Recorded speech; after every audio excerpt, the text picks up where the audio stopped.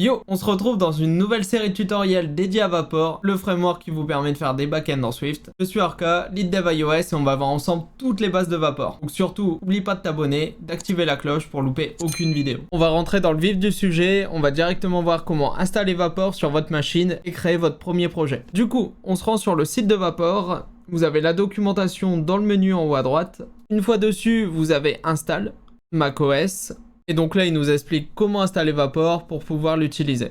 Donc forcément, il vous faut Xcode, Swift aussi qui doit être installé. Et vous pouvez installer Vapor via Brew. Donc vous avez la commande qui est juste ici. Il vous suffit de la lancer dans votre terminal préféré. Brew va aller le chercher. Et une fois que c'est fait, parfait, il est installé. De mon côté, j'ai un petit warning simplement parce que je l'avais déjà. Une fois que c'est fait, on peut valider que la commande est bien disponible. C'est parfait, Vapor répond, la commande existe. Et il vous propose les différents arguments disponibles. Si vous avez Linux dans la documentation, tout est expliqué aussi. La seule différence, c'est que vous avez passé par Swiftly pour installer Swift.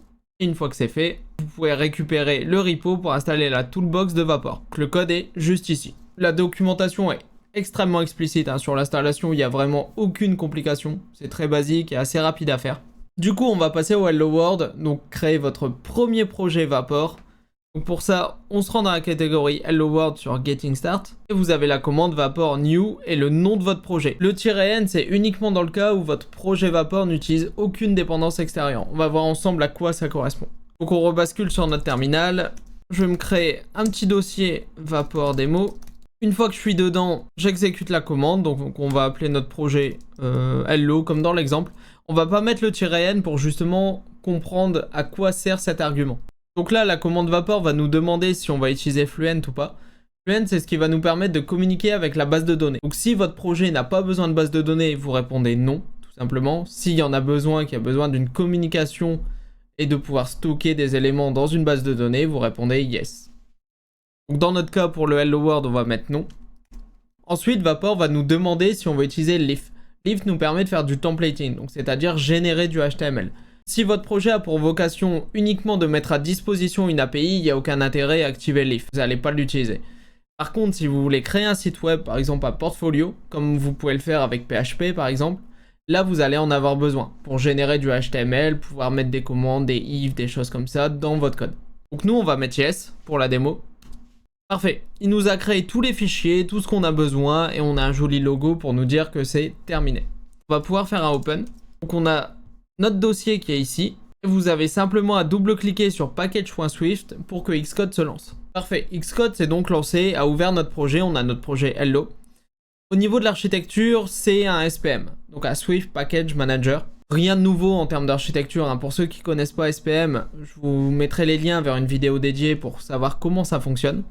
Mais du coup, on récupère notre app dans notre dossier source, et donc à l'intérieur les différentes classes qui vont faire fonctionner notre application. Comme vous pouvez le voir, il y a quelques erreurs simplement car mon iPhone s'est mis en device cible. Et Vapor n'a pas pour vocation de tourner sur un iPhone bien sûr. Donc on va changer, on va mettre Mac, et là les erreurs vont disparaître. On a un build success, donc c'est bon, les erreurs n'existent plus. Une fois qu'on a sélectionné Mac, tout est ok. On va faire quelques petites configurations avant de lancer le projet, je vais vous expliquer pourquoi. Tout d'abord au niveau du scheme, on va venir l'éditer. Vous allez dans Run, au niveau des options, et là vous allez modifier le Working Directory.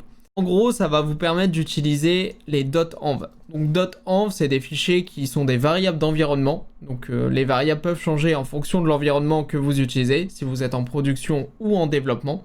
Donc par exemple, les informations d'une base de données, que ce soit l'utilisateur, le nom de la base, le mot de passe, etc. Donc là, vous cliquez sur le petit dossier et vous allez chercher votre projet. On est dans développement, Vapor Demo, notre dossier ici. Une fois que c'est fait, vous allez tout en bas et au niveau de la console, vous avez deux possibilités. Soit vous laissez Xcode, soit vous passez sur le terminal.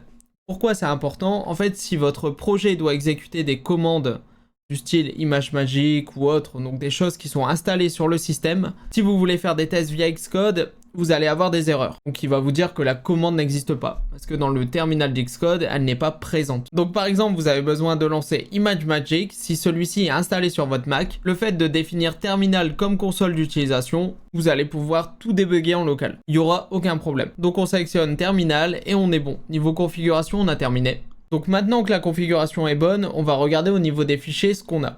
Tout d'abord, on a un fichier configure.swift. Ce fichier, en gros, va reprendre les différentes étapes qui sont nécessaires pour que le serveur se lance. Donc, comme on peut le voir, ligne 9, on vient utiliser l'if. C'est ce qu'on a vu tout à l'heure, hein, ce qui va nous permettre de faire du templating. Et ligne 13, on vient enregistrer les différentes routes de l'application. Justement, on a un fichier route.swift. Comme on peut le voir, on a deux routes. La première n'a pas de passe, c'est donc l'index du site. C'est sur ça qu'on va tomber quand on va accéder à notre nom de domaine. La deuxième a un pass, hello. C'est-à-dire que si on met monsite.fr/hello, on va arriver sur cette route-là. Et donc le but de cette route, c'est d'afficher hello world. Et donc en dernier, on a le fichier entrypoint.swift, donc qui correspond au point d'entrée, c'est ce qui s'exécute en tout premier quand vous lancez votre serveur. Donc c'est une méthode main. Donc tout d'abord, ce que le code va faire, c'est détecter sous quel environnement on est. Donc si on est en production, si on est en développement ou autre. Suite à ça, on va venir configurer le système de logging, donc pour enregistrer des logs en fonction de l'environnement. Donc si on est en debug, on aura plus de logs par exemple que si on est en production. Ligne 12, on vient initialiser l'application, avec application make. Ensuite, on vient définir NIO comme exécuteur global de Swift Concurrency. Donc c'est de l'optimisation au niveau de Vapor pour tout ce qui va être multithreading. Et ligne 17, on vient justement renseigner dans les logs si l'exécution a fonctionné ou non.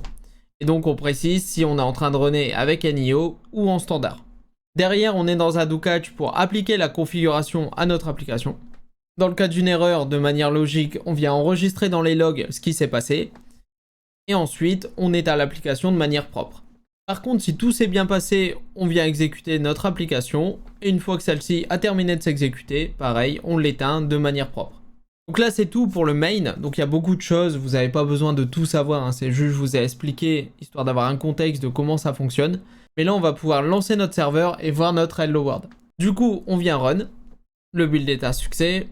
Donc notre console se lance, puisqu'on a choisi console et pas console Xcode. Parfait, il nous dit que le serveur est démarré et sur cette IP là avec ce port là. On la met dans notre navigateur et on voit qu'on arrive sur Hello Vapor. Donc si on regarde au niveau du code, au niveau de la route, on est bien au niveau de l'index, le title Hello Vapor, et donc on fait un render de vue. Comme on l'a vu juste avant, on utilise lift-leave, c'est justement pour rendre des vues et donc avoir ce système de templating. Si on regarde au niveau des ressources, vous avez vos vues, donc vous avez index.leaf. Justement, c'est ce qu'on indique ici. Donc si on va voir dans le fichier, on a notre title qui est ici, et ensuite le body qui est présent en dessous. Si je rajoute mon titre, le point, et que je relance le serveur, on actualise, on voit bien que la modification est disponible. Et donc si on refait le parallèle côté code, on a modifié notre leaf, qui est appelé par notre route ici, en précisant index, et derrière on passe les arguments nécessaires pour faire le render. Les arguments nécessaires, c'est title. Title qui est utilisé ici et ici. Donc si on regarde maintenant notre deuxième route, normalement si je rajoute /hello, je devrais avoir un hello world.